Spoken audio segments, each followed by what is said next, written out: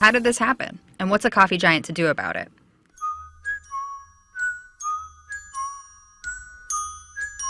The year is 1970. Three college friends, Zev Siegel, Jerry Baldwin, and Gordon Boker, decide to get into the coffee business. They found a mentor in Alfred Peet, founder of Peet's Coffee, and the man responsible for bringing custom coffee roasting to the U.S. He knew the coffee industry inside and out, especially the gourmet end. He was the most educated coffee guy in the country at that time.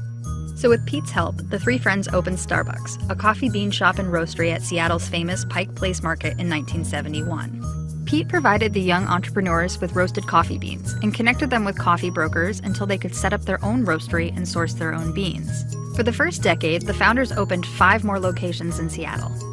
At this point, contemporary coffee consumers might have noticed a glaring absence: actual coffee drinks. But that's the thing about the 70s coffee culture. It didn't really exist outside the home. There were no coffee bars, nor was there much of a demand for espresso-based drinks. You purchased coffee beans and you either took them home as beans or we ground them for you in the store. Nobody expected to get a beverage at a Starbucks coffee store until after 1980. Starbucks' initial focus was bringing high-quality beans to consumers who were more accustomed to instant or canned coffee. But that changed with the addition of one man. The company hired its first really professional director of marketing and sales. And that man was Howard Schultz. And he couldn't figure out why we weren't selling beverages. In 1983, Schultz travels to Italy and returns with an idea: turn the coffee bean stores into cafes. Starbucks served its first latte the next year.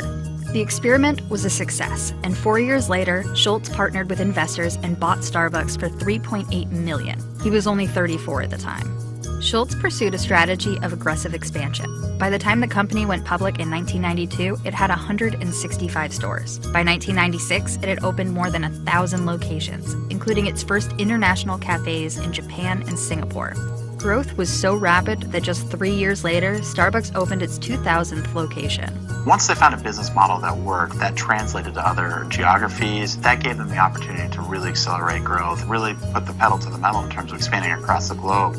Schultz switched from CEO to executive chairman in 2000, at which time Starbucks operated 3,500 stores in more than a dozen countries. Between 2000 and 2007, the number of Starbucks cafes more than quadrupled, from 3,500 to over 15,000. During this period, the company opened an average of 1,500 stores every year, including 2,500 in 2007 alone. Sales shot up from $2 billion to $9.4 billion.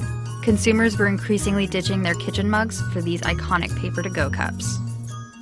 But then Starbucks hit a wall.